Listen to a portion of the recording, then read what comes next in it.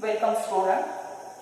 In previous lecture we have completed synapse, then types of synapse and also the transmission of impulse via chemical synapse.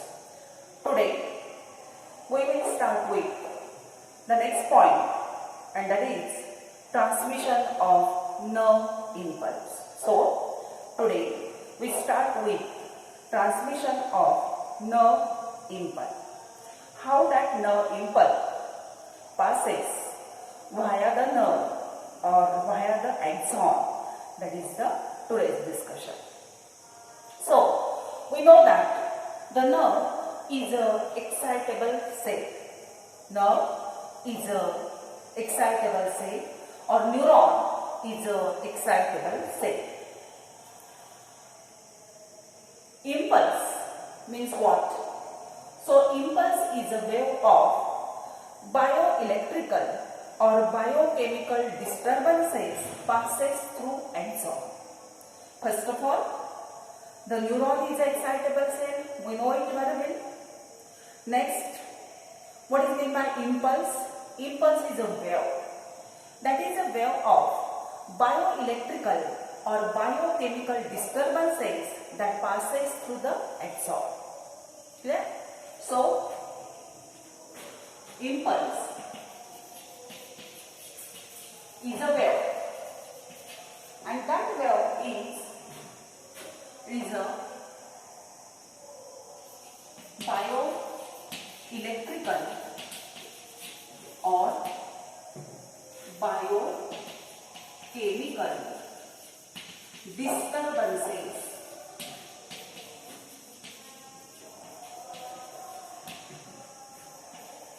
that passes through axon.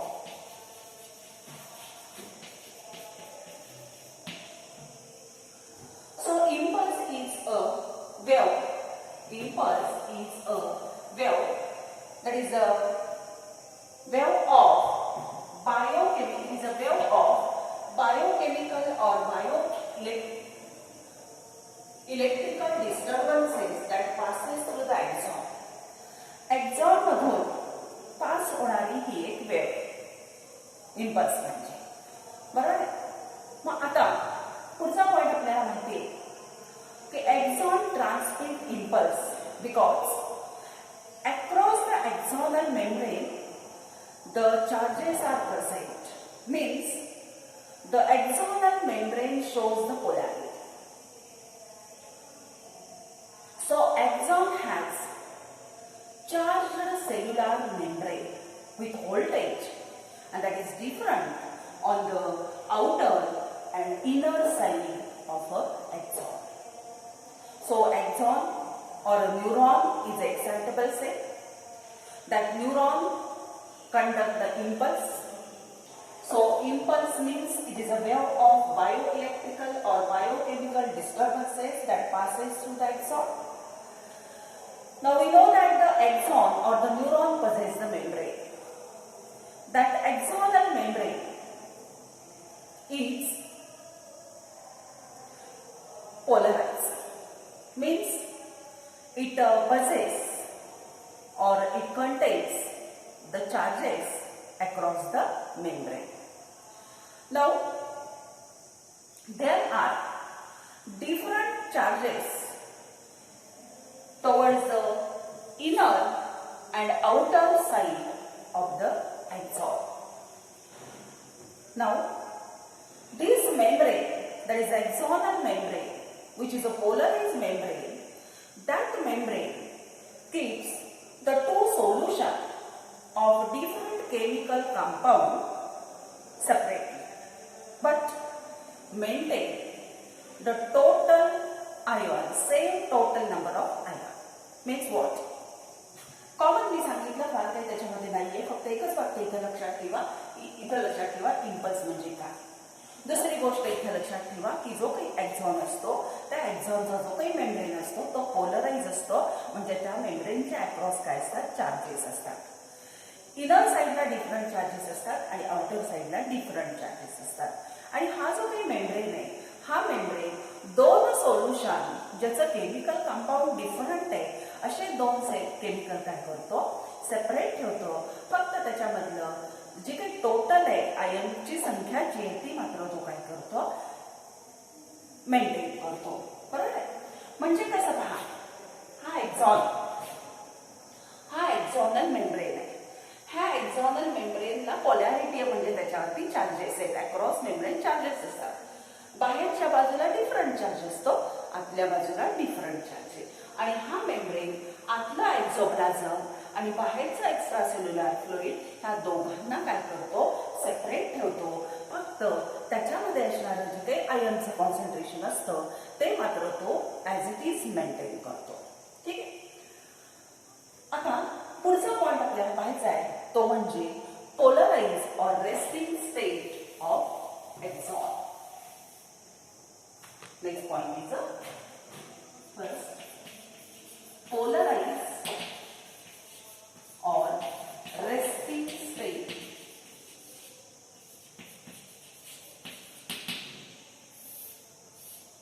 Polarize or resting state of axon means what? When there is a no conduction of impulse, that means that axon is at a resting condition. There is a no stimulus, and that's so why there is a no conduction of impulse. That is known as a polarized state, or that is known as a resting state of the axon. Means there is a no conduction of impulse. No conduction of impulse. Clear? So during this condition, we know that. So this is the axon. Clear? And around that axon, a fluid is present, and that fluid is known as a extracellular fluid. The fluid which is present around this axon, that fluid is known as a extracellular fluid. And inside the axon, the exoplasm is present, which is known as a intracellular fluid, that is a ICF. So, outside a axon, there is extracellular fluid, and inside there is intracellular fluid. Exoplasm is known as intracellular fluid. एक्झॉनच्या आतमध्ये त्याला इंट्रासेल्युलरना आणि एक्झॉनच्या बाहेरच्या बाजूला आहे, that is known as a extracellular fluid. Now during resting condition, the extracellular fluid it contains both, that is the Na+ and K+ ions. In resting condition, the extracellular fluid it contains both Na+ and K+ ions. Okay? But the sodium and potassium, they are equal in concentration. But in the extracellular fluid, there is a predominance of Na+ and Cl ions. There is a predominance of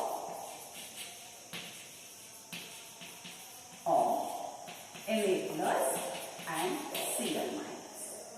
That is about the extracellular fluid. Now the intracellular fluid, that is exoplasm, it contains excess of potassium. It contains excess of potassium. It also contains negatively charged proteins, and nucleic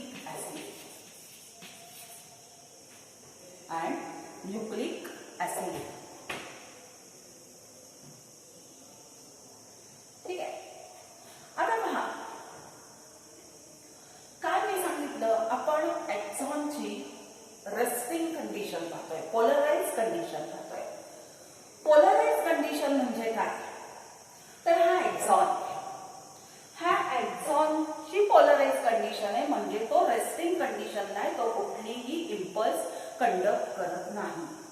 त्यावेळेला काय असतं, तर ह्या एक्झॉनच्या भोवती असणाऱ्या फ्लुइडला आपण extra cellular fluid म्हणतो आणि आत असेल त्याला ICF म्हणतो, म्हणजेच इंट्रासेल्युलर फ्लुइड म्हणतो. मग रेस्टिंग कंडिशनला हे जे काही एक्स्ट्रा सेल्युलर फ्लुइड असतं, ह्या एक्स्ट्रा सेल्युलर फ्लुइड मध्ये सोडियम आणि पोटॅशियम हे इक्वल प्रमाणामध्ये असतात. बरं, पण प्रीडॉमिनन्स जर इथं कोणाचा असेल तर प्रीडॉमिनन्स तिथं असतो सोडियम आणि Cl मायनस आयनचं, पोटॅशियम सोडियम अँड क्लोराईड आयनचं असतं. आता ICF बद्दल जर बोलायचं म्हटलं इंट्रासेल्युलर फ्लुइड बद्दल, तर there is an excess of potassium, that means there is a predominance of potassium, and also it contains the negatively charged proteins and nucleic acid. We know that the nucleic acid is DNA and RNA, and that is also negatively charged. So during resting condition or polarized state, the interior of the axon is always electronegative and the exterior is always electropositive. Interior is electronegative and exterior is electropositive. पहा, interior इलेक्ट्रोनेगेटिव्ह का आहे, तर potassium तिथे आहे, पण त्याच्यामध्ये negatively charge proteins, त्याच्याबरोबर nucleic acid ह्याचं प्रमाण भरपूर असल्यामुळे ते आतली बाजू ही नेगेटिव्हली चार्ज आहे. कधी? ज्यावेळेला ती रेस्टिंग कंडिशनला असते त्यावेळेला. आणि बाहेरची बाजू मात्र पॉझिटिव्हली चार्ज आहे, कारण बाहेरच्या बाजूला हाय कॉन्सन्ट्रेशन कशाचं आहे, पोटॅशियमचं आहे, सोडियमचं, पोटॅशियम नाही म्हणता येणार, हायर कॉन्सन्ट्रेशन ऑफ सोडियम आहे. लक्षात येत आहे? मग अशा पद्धतीनं रेस्टिंग कंडिशनला interior is always negative and exterior is always positive. Clear? इथंपर्यंतच्या गोष्टी कळल्या. आता पुढचा पॉईंट पहा. हे जरी असं असलं, इथं आपण थोडंसं लिहून ठेवू हवं, तर एक्सटेरियर कसं आहे म्हटलं मी तुम्हाला, पॉझिटिव्ह आहे, आणि इंटेरियर नेगेटिव्ह आहे. हे असं जरी असलं तरी, but some amount of sodium and potassium always leak across the membrane. But some amount of sodium and potassium always leak across the membrane. Some amount of sodium and potassium always leak across membrane. म्हणजे आपण असं जरी म्हणत असलो की आपल्या बाजूला फक्त पोटॅशियमच आहे आणि बाहेरच्या बाजूला फक्त सोडियमच आहे, तर असं नसून रेस्टिंग कंडिशनला ज्या वेळेला तो न्यूरॉन असतो, एक्झॉन असतो, त्यावेळेला ही एक्सचेंज चालू असते. कुठली? सोडियम आणि पोटॅशियमची. मग ती एक्सचेंज कशी असेल? सोडियम बाहेरून आत येणार आणि पोटॅशियम आतून बाहेर जाणार. बरोबर आहे? So to maintain this in the membrane there are sodium potassium pumps are present. लक्षात येते का? पहा, आतापर्यंत मी सांगितलेलं लक्षात आलं असेल, फार काय मी सांगितलेलं नाहीये. एक्स्ट्रा सेल्युलर फ्लुइड आणि intracellular fluid. Extra cellular fluid मध्ये काय सांगितलं होतं मी, हाय कॉन्सन्ट्रेशन कशाचं आहे, सोडियमचं आहे. इंट्रासेल्युलर फ्लुइड मध्ये कशाचं आहे म्हणून सांगितलं होतं, तर पोटॅशियमचं आहे म्हणून सांगितलं होतं. पोटॅशियम तर तिथे आहेच आहे, पण इंट्रासेल्युलर फ्लुइड मध्ये नेगेटिव्हली चार्ज प्रोटीन्स आहेत, त्याच्याबरोबर न्यूक्लिक ऍसिड आहे, त्यामुळे इंटेरियर बाजू कशी आहे त्याची नेगेटिव्हली चार्ज आहे आणि एक्सटेरियर कसं आहे, पॉझिटिव्हली चार्ज आहे. ही कंडिशन कधी असते? रेस्टिंग पिरियड मध्ये असते किंवा पोलराइज कंडिशन तिला आपण म्हणतो. पण हे जरी असं असलं तरी सुद्धा some amount of sodium and potassium always leak across the membrane. हा पॉइंट आपण पाहत होतो. असं जरी असलं तरी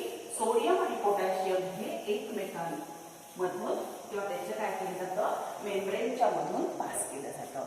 म्हणजे बाहेर असणारा सोडियम आत आला जातो आणि आत असलेला पोटॅशियम काय होतो, बाहेर येतो.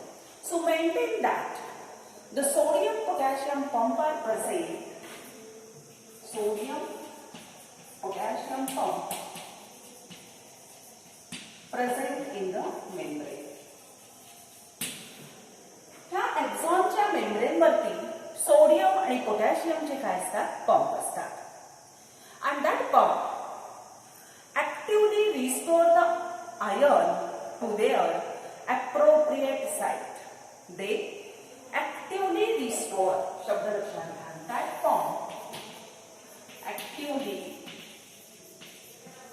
restore ions at their appropriate site.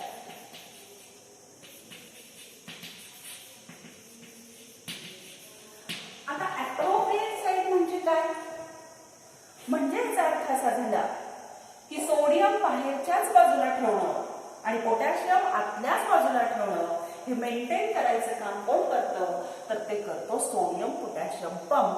की जो पंप कुठं प्रेझेंट असतो, त्या मेम्ब्रेन मध्ये प्रेझेंट असतो. So sodium is being force outside and potassium is being force inside against the concentration gradient. हे वाक्य लक्षात येते का पहा. Sodium is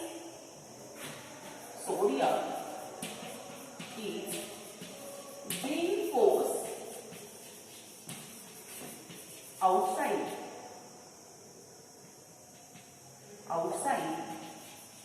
and potassium is being forced inside, and that process is against concentration gradient. So as it is a concentration gradient, against concentration gradient process, it requires the energy. Is it clear? Now, we know that ECF contains larger concentration of sodium.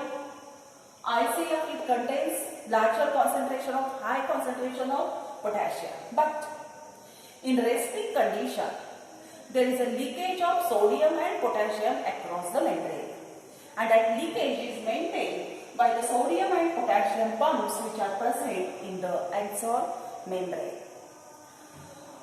This sodium and potassium pump, they actively restore the ion at their appropriate site. Means they maintain the sodium at the outer side and potassium at inner side.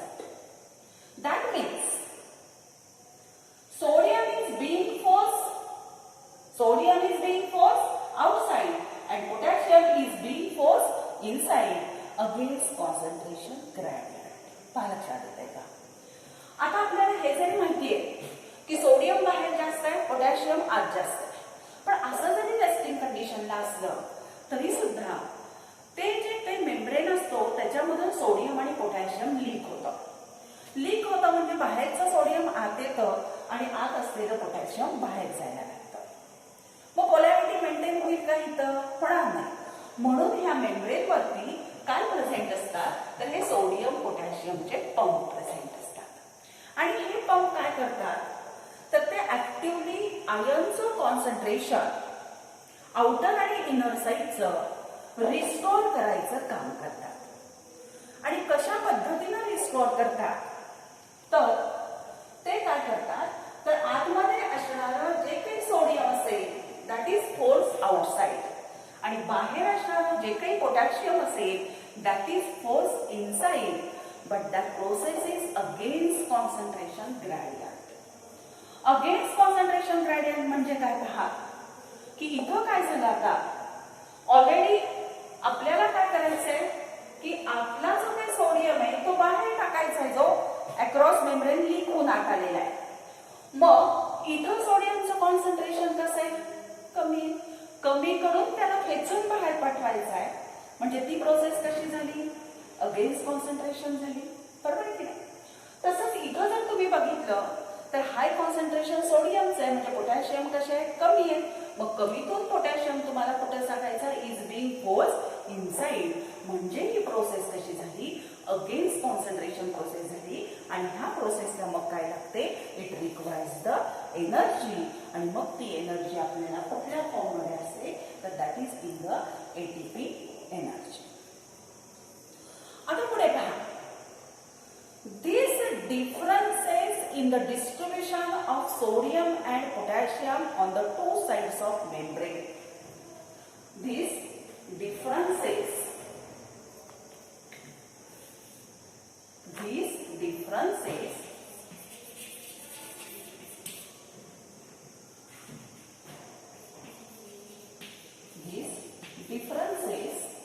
in the distribution of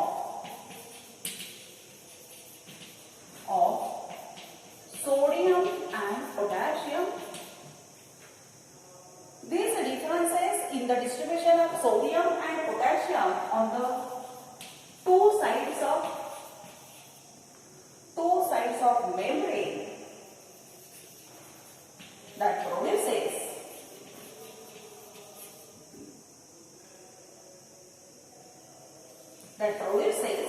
potential difference. That produces the potential difference, that is of about -50 to -100 millivolt. हे लक्षात येते का? आता काय झालं, हा interior आणि हा एक्झामचा एक्सटेरियर, ह्याच्यामध्ये जे काही सोडियम आणि पोटॅशियमचं डिस्ट्रीब्युशन असतं त्याच्यामध्ये काय होतं, ह्या लिकेजमुळे थोडासा डिफरन्स निर्माण होतो. आणि हा जो काही डिफरन्स निर्माण झालाय, हा डिफरन्स काय करतो, तर that produces the potential difference. आणि ते पोटॅन्शियल डिफरन्सची व्हॅल्यू किती असते, that is about -50 to 100 millivolt. म्हणजे तिचं ॲव्हरेज जर तुम्ही काढलं तर ॲव्हरेज व्हॅल्यू इज -70 millivolt असते. and that potential difference is known, this potential difference is known resting potential. That is known as what? That is known as a resting potential. लक्षात येते का? पहा, मी परत एकदा रिपीट करते तुम्हाला हे थोडंसं. इथपर्यंत आपल्याला माहित झालं की पंप असतात, सोडियम पोटॅशियमचे पंप असतात. जे काही लिकेज होत आहे रेस्टिंग कंडिशनला सोडियम आत येतात आणि पोटॅशियम बाहेर जातात. हे अवॉइड करण्यासाठी, मेंटेन करण्यासाठी हे सोडियम आणि पोटॅशियमचे पंप असतात. मग सोडियम पोटॅशियम पंप काय काम करतं, तर ऍक्टिव्हली रिस्टोअर करतं ion on the either side of the on the two sides of the membrane. आणि मग ते काय करतं, आतल्या बाजूला जर सोडियम गेलेले असतील तर त्याला बाहेरच्या बाजूला पाठवायचं काम करतं. आणि बाहेर जर पोटॅशियम गेलेले असतील तर त्याला आतल्या बाजूला पाठवण्याचं काम हा सोडियम पंप करतो. आणि हे काम तो अगेन्स्ट कॉन्सन्ट्रेशन ग्रेडियंट करतो. म्हणून त्या प्रोसेसमध्ये काय लागते, एनर्जी लागते. आणि आता आपण बघितलं की तिथं काय झालेलं आहे, there is a difference in the distribution of sodium and potassium. Sodium and पोटॅशियमच्या जो काही डिफरन्स इथं निर्माण झाला, इक्वल डिस्ट्रीब्युशन झालंय का, नाही. So there is a differences in the distribution of sodium and potassium on the both the sides of the membrane. दोन्ही साइडला अनइक्वल झालेले आहे. आणि त्यामुळं there is a formation of or production of potential difference. आणि तिथं काय तयार होतो, पोटॅन्शियल डिफरन्स तयार होतो. आणि तो किती असतो, -50 to -100 millivolt असतो. आणि ह्याचं जर तुम्ही ॲव्हरेज काढलं तर ते ॲव्हरेज किती येतं, तर that is about 70 millivolt. and that potential difference is known as a resting potential. ह्याला आपण काय म्हणतो, तर ह्याला आपण म्हणतो रेस्टिंग पोटेन्शियल. म्हणजे रेस्टिंग पोटेन्शियल किती असतं, तर रेस्टिंग पोटेन्शियल असतं -70 millivolt एवढं असतं. That resting potential, or due to that resting potential, the membrane is permeable to K plus than the Na plus. Due to that resting potential,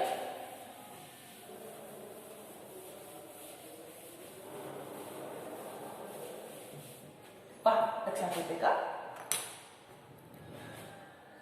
resting potential असल्यामुळं the membrane is more permeable to K plus than Na plus.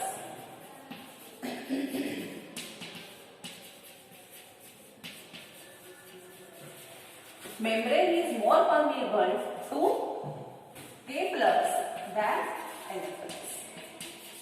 म्हणजे resting कंडिशनचं resting potential आत्ताच आपण पाहिलं की -70 milli volt आहे. हे जे काही पोटेन्शियल तिथं तयार झालंय रेस्टिंग पोटेन्शियल त्याच्यामुळं हा जो काही मेम्ब्रेन असतो तो मेम्ब्रेन कसा होतो that become more permeable to potassium than that of the sodium, and so the potassium diffuses out slightly. हे -70 मिली व्होल्ट एवढा तिथं काय तयार झालं रेस्टिंग पोटेन्शियल तयार झालं.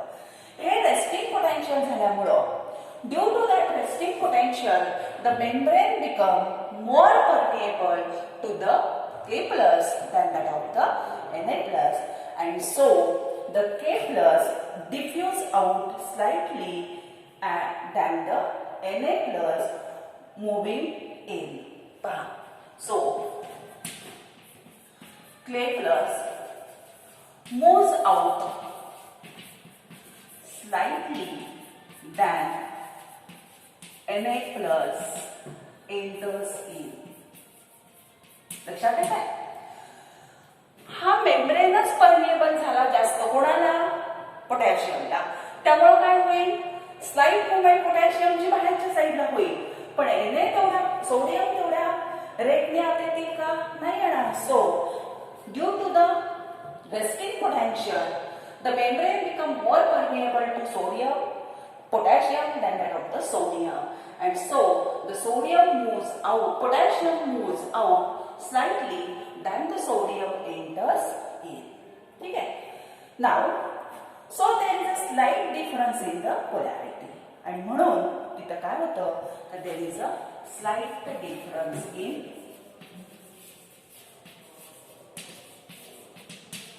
polarity. का बरं पोलॅरिटी मध्ये फरक पडला तर काय झालं पोटेन्शियल डिफरन्स तिथं तयार झाल्यामुळं रेस्टिंग पोटेन्शियल मुळे मेम्ब्रेन परमिएबल झाला कशासाठी K प्लस साठी कोणापेक्षा Na प्लस पेक्षा, आणि त्यामुळे K प्लस काय झाले बाहेर गेले तेवढे Na प्लस आत आले नाही, म्हणून there is a slight difference in the polarity. ठीक आहे, म्हणून तिथं डिफरन्स निर्माण होतो. आणि तसंच मात्र तुम्हाला माहित झालं की interior become negatively charged and exterior become positive.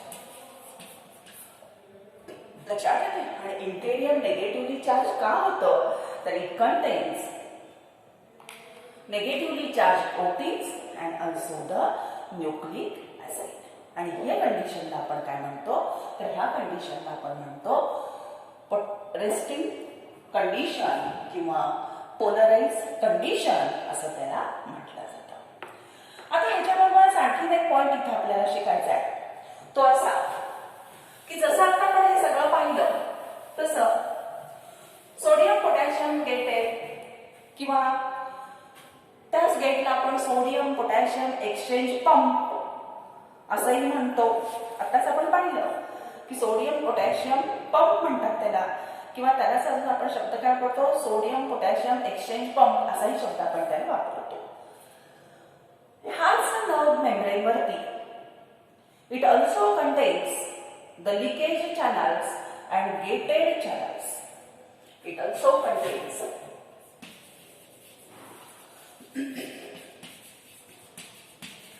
leakage channels and gated channels for sodium and potassium. That membrane, that axonal membrane, it also contains the leakage channel and also contains the gated channels for the sodium and potassium, and they are also known as voltage gated channels. They are also known as what? Voltage gated channels.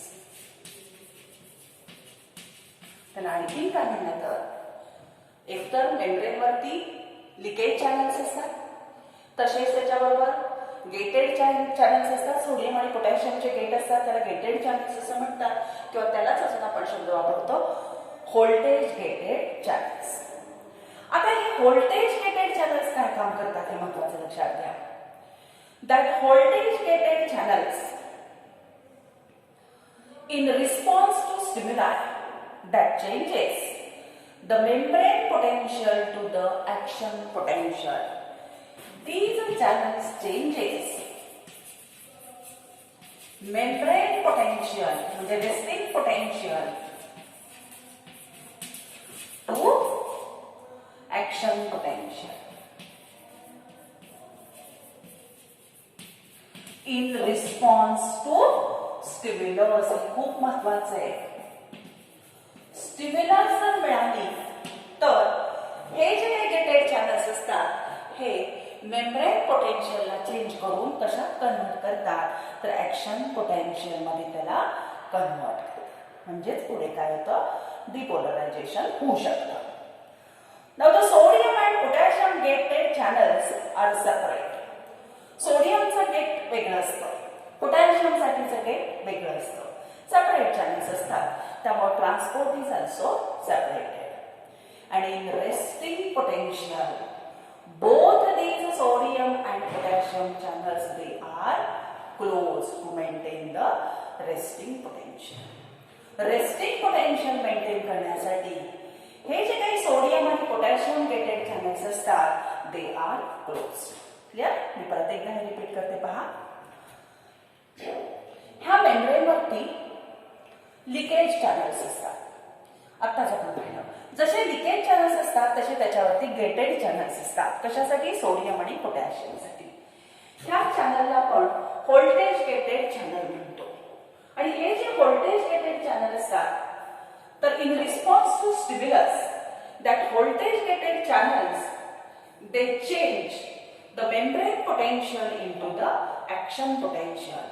Membrane potential change करून action potential मध्ये त्याला convert करून impulse conduct ते काय करू शकतात.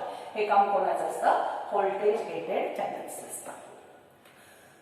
पण हे voltage gated channels they are different for the sodium and different for the potassium.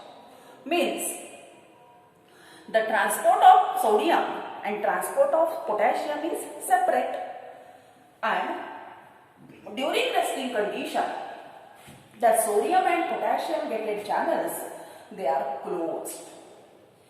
They close असल्यामुळं they maintain the potential difference. आणि जो काही पोटेन्शियल डिफरन्स असतो तो रेस्टिंग पोटेन्शियल असतं. ते का मेंटेन होतं, तर हे दोन्ही चॅनल सोडियम आणि पोटॅशियम साठी असणारे गेट्स जे काही असतात ते क्लोज असतात. त्यामुळे हे रेस्टिंग पोटेन्शियल डिफरन्स काय केला जातो? मेंटेन केला जातो. That is about the polarise state. Now the next point is a depolarisation. आता पुढचा पॉइंट याचा पहा की डिपोलरायझेशन कसं होतं. जसं आता पोलराइज कंडिशन किंवा रेस्टिंग कंडिशन म्हणजे तुम्हाला कळलं, काय कळलं की तेव्हा कुठलीही इम्पल्स कंडक्ट केली जात नाही. Next is a depolarization. आता depolarization means what? Conduction of impulse. Conduction of impulse. ज्या वेळेला एक्सॉन एखादी इम्पल्स कंडक्ट करत असतो त्यावेळेला त्याला म्हटलं जातं तो डिपोलराइज स्टेट मध्ये असतो. So any change in the membrane will cause any change in the membrane will cause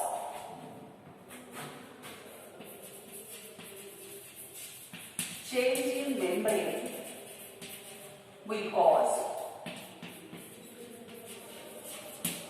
sodium ions to enter inside. Sodium ion to enter inside.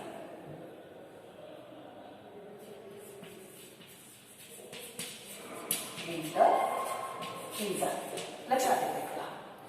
If there is any change to the membrane or in the membrane, that will cause, काय करतो तो?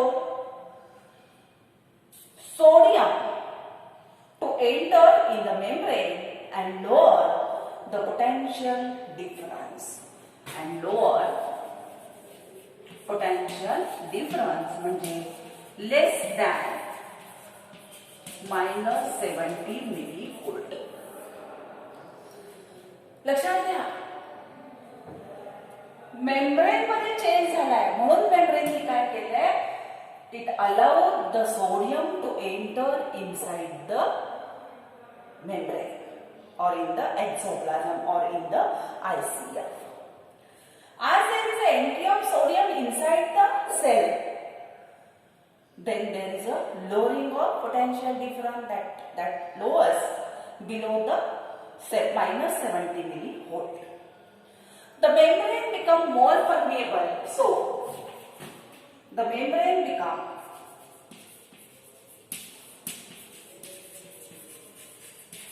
more permeable to Na+, and so there is a rapid influx of Na+. काय झालं पहा, change in the मेम्ब्रेनला change झाला की permeability, पहिली गोष्ट सोडियम आत जायला सुरुवात करते. सोडियम आत जायला सुरुवात केले की पोटॅन्शियल डिफरन्स हा लोअर होईल. पोटॅन्शियल डिफरन्स लोअर झाल्यामुळं मेम्ब्रेनची परमिएबिलिटी वाढेल. कोणासाठी? To the sodium. and there is a rapid influx of sodium. वेगाने सोडियम आत येणं काय होईल, सुरुवात होईल. कारण परमिएबिलिटी मेम्ब्रेनची वाढली. कोणासाठी? सोडियमसाठी. आणि का वाढली? तर त्या मेम्ब्रेनला काय झालेलं आहे, चेंज झालेलं आहे आणि मेम्ब्रेनने हे सगळं घडवून आणलेलं आहे. आता पहा, व्होल्टेज गेटेड चॅनल्स आताच आपण पाहिलं. आता ह्या मेम्ब्रेन मध्ये कोण आहे? व्होल्टेज गेटेड चॅनल्स आहे.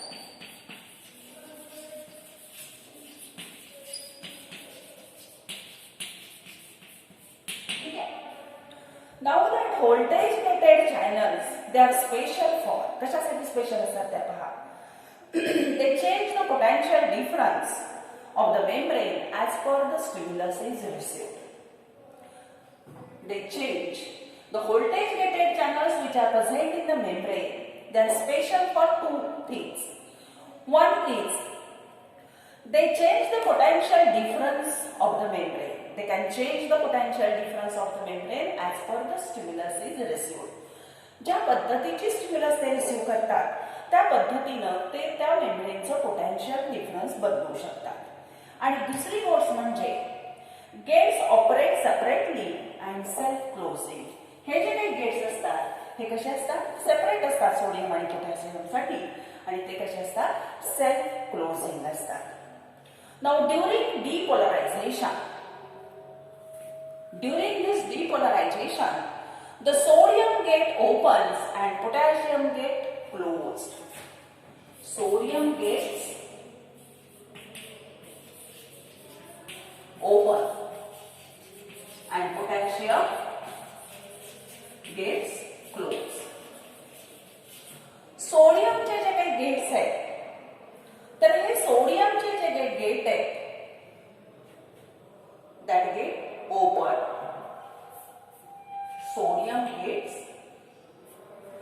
open and potassium gate closed.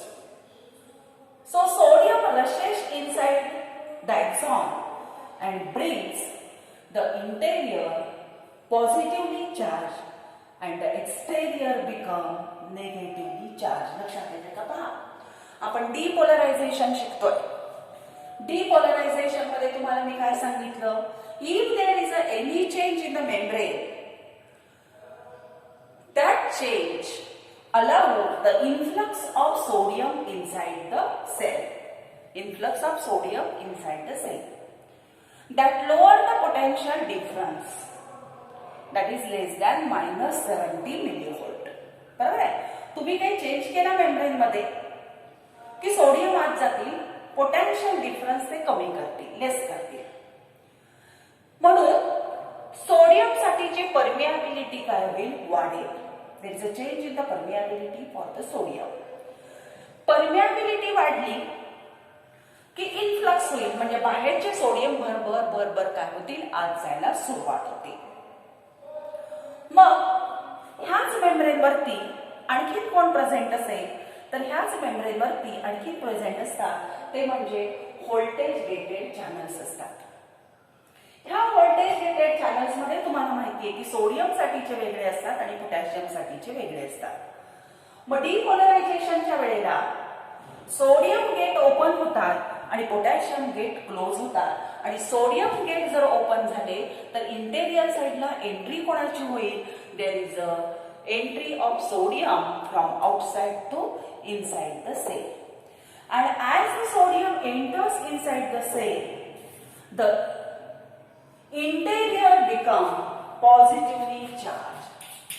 Interior काय होईल, positively charged, and exterior become negatively charged.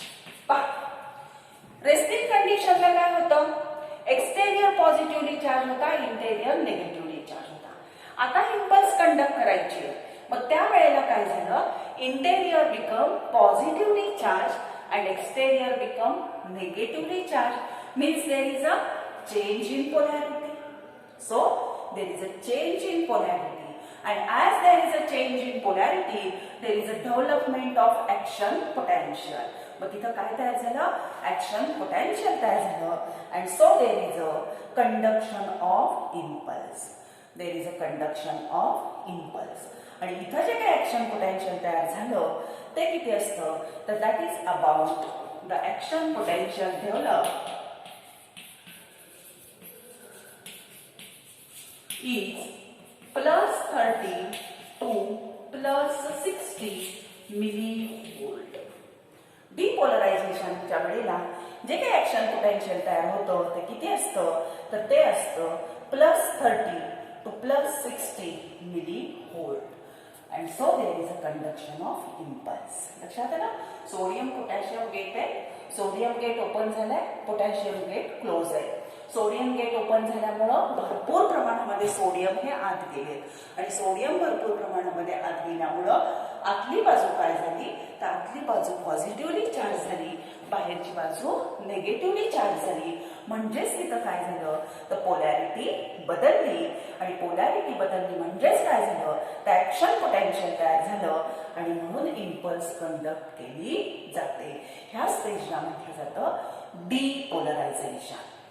ठीक आहे, आणि डिपोलरायझेशन मध्ये तयार होणारं जे काही ऍक्शन पोटेन्शियल असतं, तर त्या ऍक्शन पोटेन्शियल किती असतं, तर that is about +30 to +60 millivolt. हे झालं इम्पल्स कंडक्ट करताना. आता ह्याच्यानंतर काय आहे, that is the third one, repolarisation. Next is a repolarisation.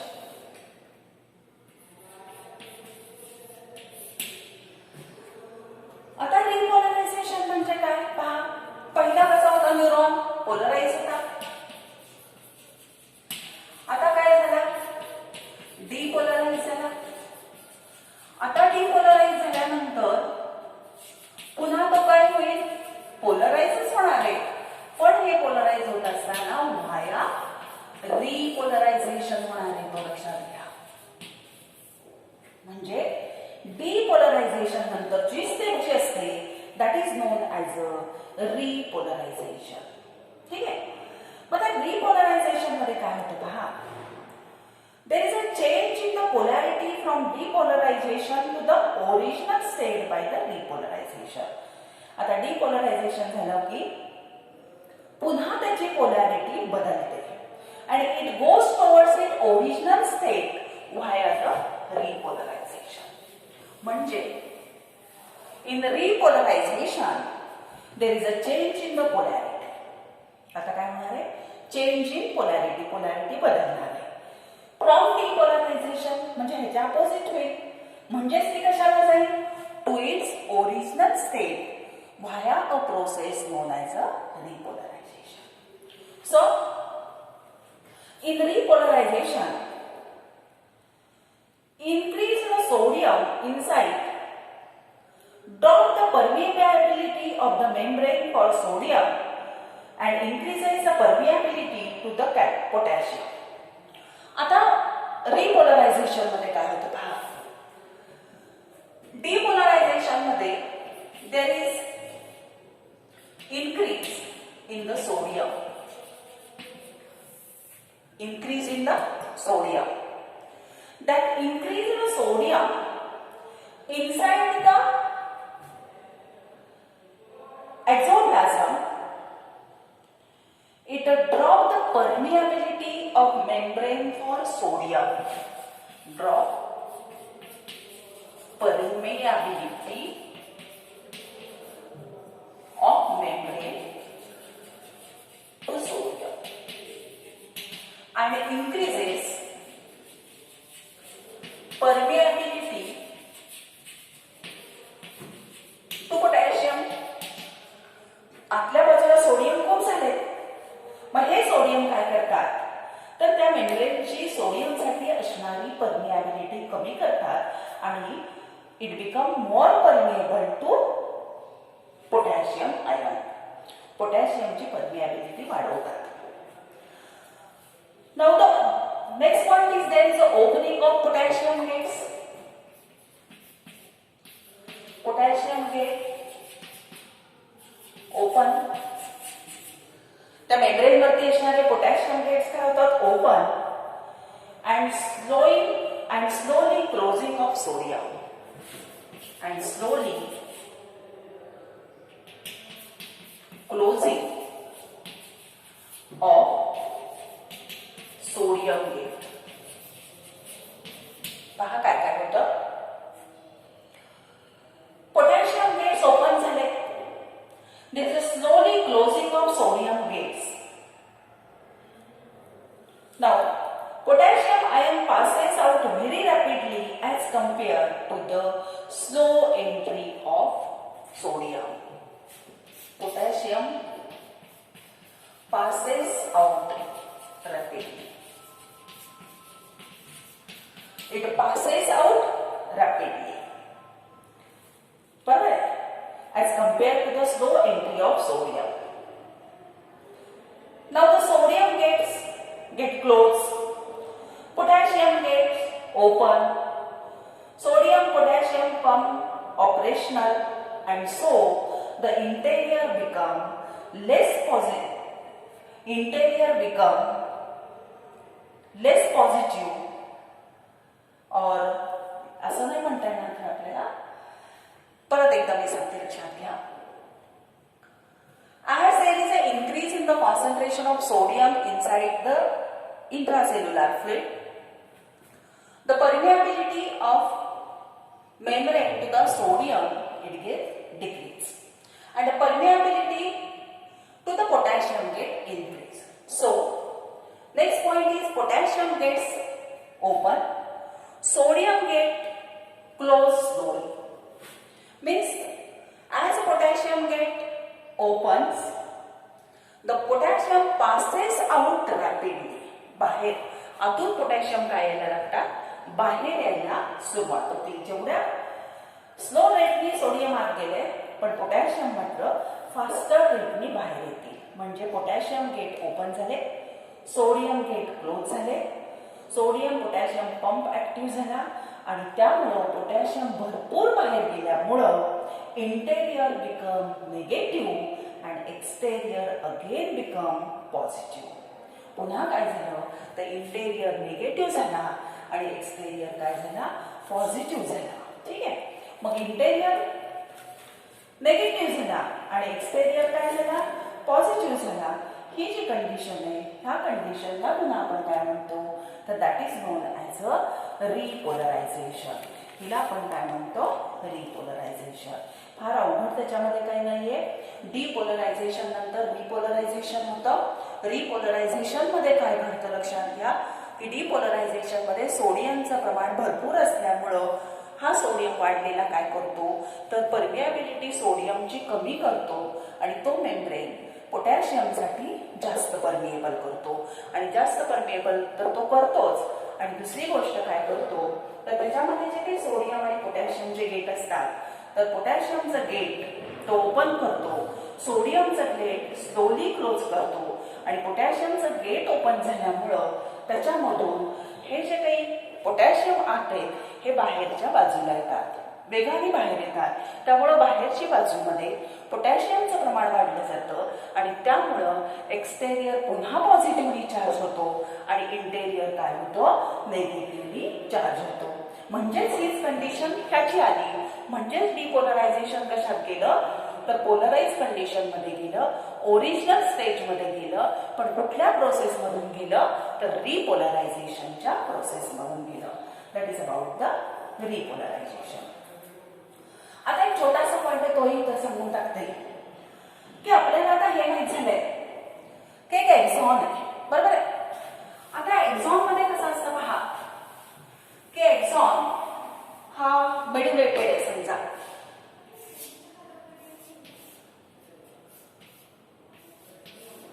ठीक आहे. हा एक्झॉन आहे आणि ह्या एक्झॉन वरती ही मायलिनची शीट आहे. मायलिन शीट ही कंटिन्युअस नाही हे आपल्या सगळ्यांना माहिती, बरोबर. मग जिथं मायलिन शीट नाही तो पोर्शन म्हणजे कोण तर नोड ऑफ रॅम्पियर. म्हणजे एक्झॉनचा हा एवढाच पोर्शन मायलिन शीटनी कव्हर केलेला नाहीये. मग मायलिन शीट मधून हे जे काही इम्पल्स आहे किंवा आयनचा फ्लो आहे हा केला जात नाही. मग काय केलं जातं तर हा जो काही एवढाच पोर्शन ह्या एक्झॉनचा ओपन आहे तेवढ्याच पोर्शन मधून आयनचा फ्लो केला जातो. आणि मग लक्षात घ्या की हे जे काही ऍक्शन पोटेन्शियल तिथं तयार होतं हे जम्प होतं. म्हणजे इथून पुन्हा इथं कंडक्शन होणार नाही, म्हणजे इथून इथं जम्प करेल, इथून पुढच्या नोड ऑफ रॅम्पियरला जम्प करेल आणि जम्पिंग प्रोसेसने ही काय केली जाते इम्पल्स पुढे पाठवली जाते. आणि ती जी काही जम्पिंग प्रोसेसने इम्पल्स जाते त्या प्रोसेसला काय म्हटलं जातं साल्टेटरी कंडक्शन ऑफ इम्पल्स असं तिथं म्हटलं जातं. आणि हे तुम्हाला माहिती आहे की साल्टेटरी कंडक्शनचा रेट हा मेड्युलेटेड नर्व मध्येच ती प्रेझेंट असते आणि तो असतो 120 मीटर पर सेकंड आणि फास्टर असतो तो. आणि नॉन मेड्युलेटेड मध्ये तो बघितला तर तो कसा असतो त्याच्यापेक्षा कमी असतो. लक्षात येतं. That is about the conduction of nerve